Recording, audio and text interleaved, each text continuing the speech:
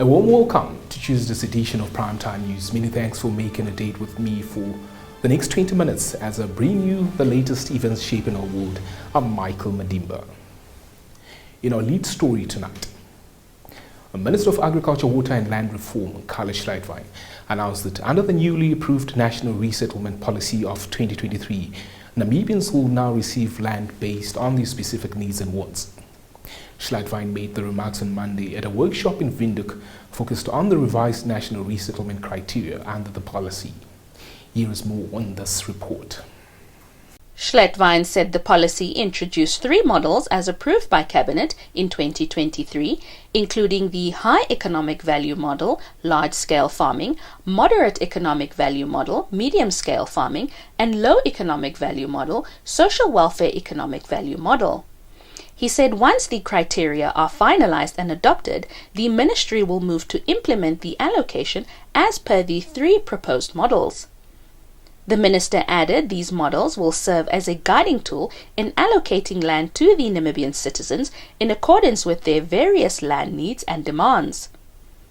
He also added that the ministry is determined to work towards achieving a balanced land redistribution. Schleitwein said many have experienced colonial subjugation in one way or another.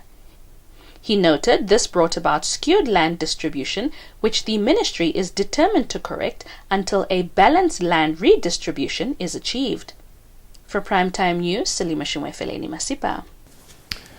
Moving on to a rather unfortunate note. The Electoral Commission of Namibia, or ECN, confirmed on Monday the passing of Johannes Matroos, a representative of the Congress of Democrats, or COD. He died on Saturday in Johannesburg, South Africa, while on official duty as part of a delegation observing the printing process of ballot papers for the upcoming elections. Staying within election news, our producer, Jane Golversus, hit the streets to get a sense of the public's readiness to vote and to hear the expectations for the upcoming elections. Let's now have a listen. I already made my choice. I know what I'm going to put there on the ballot too. I know what to put there. Because if you are not voting, then later on at the end of the day, things are going to bankrupt, corrupt. So what you need to do is to vote. You must know who to vote and the right person in the right party. The changes that I'm expecting that I need is, let me tackle high rate of unemployment. We have a huge number of youth with papers. Yeah. It's important to vote because we have to know about our economy and how to know how our president or ministers, how things work, the situation of our country, economic problem, the development of countries. I want to see the economic growth. The youth must go to school, must not stay in the street. We cannot suffer while we have our president, the leaders must stand for us. There had to be a unity, there had to be peace, there had to be development, financial breakthrough, the economic problem. There's no unity. Yeah, I don't know the problem with the votes, but the problem is, I have the problem for my house problems. I'm staying in Havana, but I have not a toilet for my stay very far. At least you voted, at least you have a voice or you have an opinion to say or to partake in conversations that for voting on toilets and stuff. That's the most important thing. And water, that's the most important thing I can say for now. If they can improve on that, and electricity, food and employment, especially like the youth. Most of the people, they're out of school, they don't have any employment. So that's one of the challenges that we have. On to Neighbour in Zimbabwe, where a group of citizens residing in Namibia submitted a petition to the United States Embassy on Monday, urging the U.S. government to leave the sanctions imposed on Zimbabwe. Justina Shumbo attended the event and filed this report. Today, we are just coming out from the United States of America Embassy in Windhoek, Namibia, where we came to submit our petition on the lifting of the sanctions imposed illegally on Zimbabwe. So we happened to meet the representative of the ambassador, who refused even to give us his name, but it's well. So he was saying that there are no sanctions which are imposed on Zimbabwe, which we tend to disagree, that because there is the Dera Act in America, which was imposed, or the law which was enacted because of Zimbabweans taking their land back home in Zimbabwe. But today, as the Zimbabwean citizens who are residing here in Namibia, we have gathered together and said, let's go there so that we can voice out and make sure that whatever sanctions, economic sanctions, which were imposed illegally on Zimbabwe, they should be removed unconditionally, because these sanctions, they are causing a great suffering to the masses of Zimbabwe. That's the reason why. So we have managed to hand in our sanctions and they responded, but we also asked that he should take our petition to whoever is coming into the new government, as we are aware that America is having elections tomorrow. So we expect whoever is coming in the government to make sure that Zimbabwe is ready for dialogue.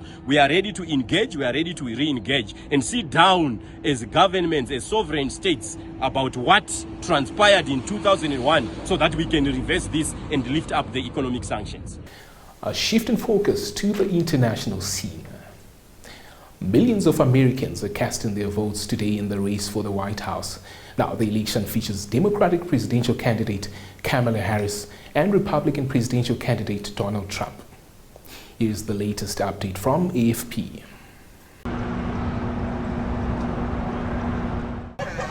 I mean, both candidates, they're not my first picks.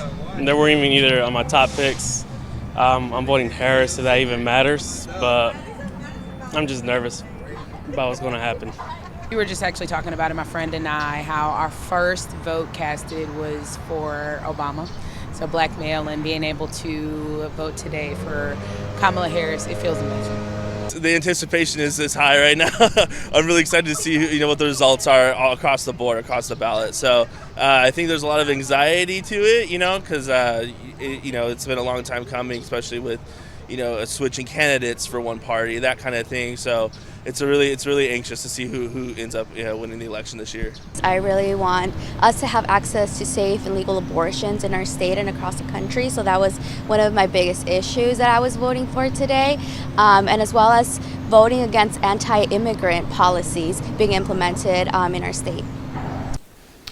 Your top roundup is up next with the business segment afterwards.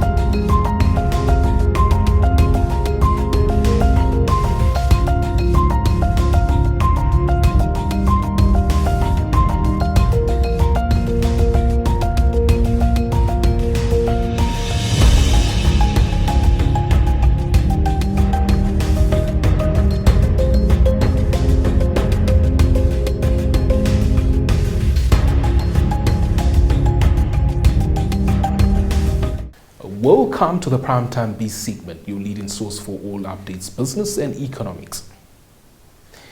Ali Pinge, the Chief Executive Officer of the Road Fund Administration, or RFA, earlier today stated that the fuel levy they currently receive is lower than the static rate allocated to the road fund. He noted the necessity of addressing the funding gap to ensure proper maintenance of the Namibian road network. Everything, of course, needs to be seen in the context. About 55% of our revenue, if you deduct the fuel levy refunds, we are still below the optimum level in terms of the road user charges levels, particularly on the fuel levy. We appreciate the adjustment of 25 cents, which was implemented last month, and that 25 cents certainly to go a long way to claw back some of the funding gap.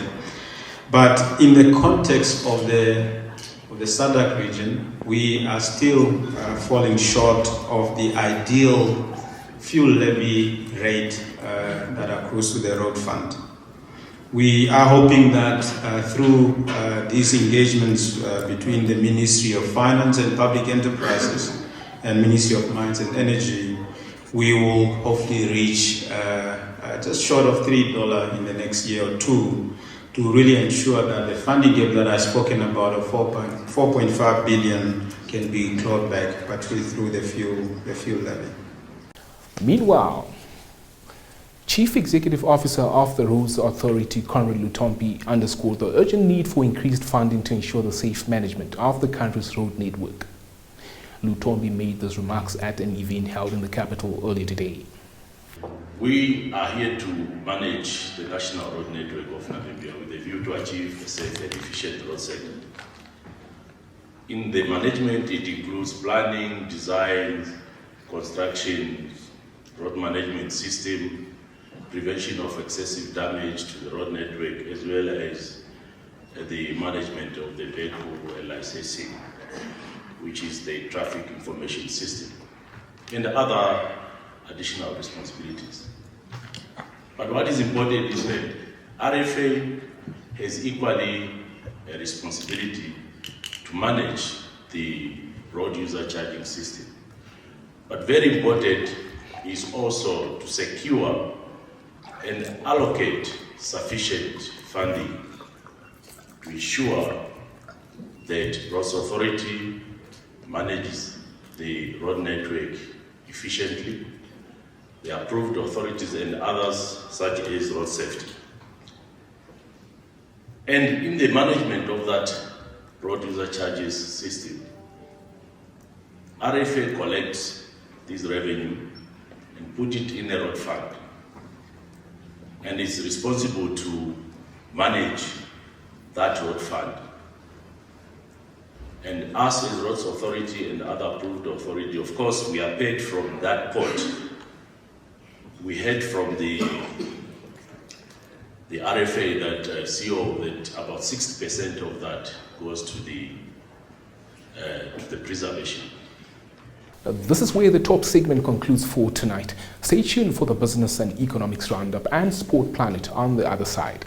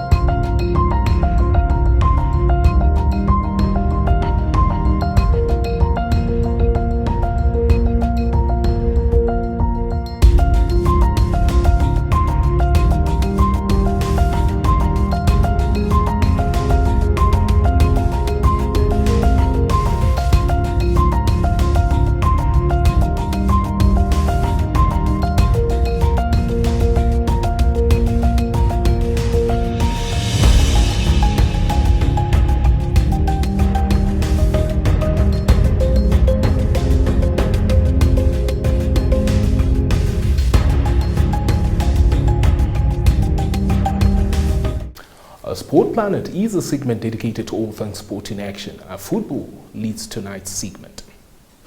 Pep Guardiola believes Manchester City will struggle to overcome a mounting injury crisis, but encouraged the English champions to bounce back in tonight's Champions League trip to Sporting Lisbon. Now, City travel to Portugal after consecutive defeats to Tottenham in the League Cup and Bournemouth on Saturday, which ended an 11-month unbeaten run in the Premier League. A Ballon d'Or winner, Rodri, who is out for the remainder of the season with a knee injury, leads a stellar cast of absentees in Guardiola's squad that also includes Oscar Bob, Ruben Dias, Jack Grealish and John Stones. Kevin De Bruyne could make his first appearance 7 weeks, but is unlikely to start, while Kyle Walker, Nathan Ake, Manuel Akanji, Jeremy Doku and Savinho are also not fully fit. Guardiola will come against one of his future rivals as Sporting boss Ruben Amorim takes charge of the Portuguese champions for the penultimate time before beginning his role as Manchester United manager. The sides last met in the last 16 of the 2021-2022 Champions League when City romped to a 5-0 victory in Lisbon and on aggregate. Both sides are unbeaten in the new Champions League format, with 7 points from their opening 3 matches. Staying with the Champions League headliner, AC Milan's diminished status in European football will be put starkly on view tonight when they travel to Spain to face icon Carlo Ancelotti and the continent's preeminent force Real Madrid. Only Madrid have won the Champions League more times than Milan, whose last triumph came under Ancelotti way back in 2007 when a star-studded lineup comfortably beat Liverpool. That team featured the likes of Paolo Maldini, Kaká and Filippo Inzaghi and was of a completely different league to the one that currently turns out at the San Siro. Now, the 65-year-old Ancelotti is also adored as the man who led Milan to the 2003 triumph, which came after a grueling penalty shootout win against fierce rivals Juventus. Ancelotti said to Sky in Italy on Monday, "It will be a special match given my past." Since Milan's triumph in Athens 17 years ago, Madrid have won the Champions League 6 times, 3 of those victories coming with Ancelotti in the dugout. Meanwhile, Milan's best run in the competition since was to the 2023 semi-finals, an impressive campaign which was soured by being comprehensively beaten in the last 4 by local rivals Inter Milan. Stay tuned for your sports roundup.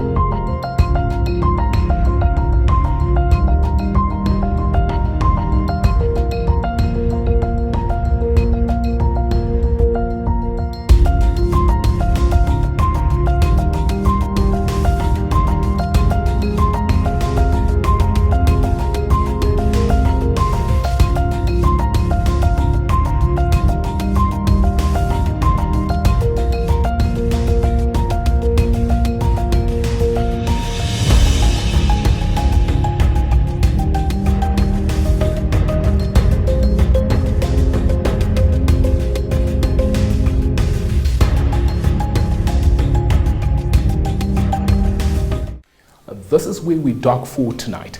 Before I say goodbye, reminder to follow the prompts on the bottom right side of your screen to ensure you're abreast with events shaping the global village. Otherwise, from myself, Michael Madimba, and my entire production crew behind the scenes, it's good night.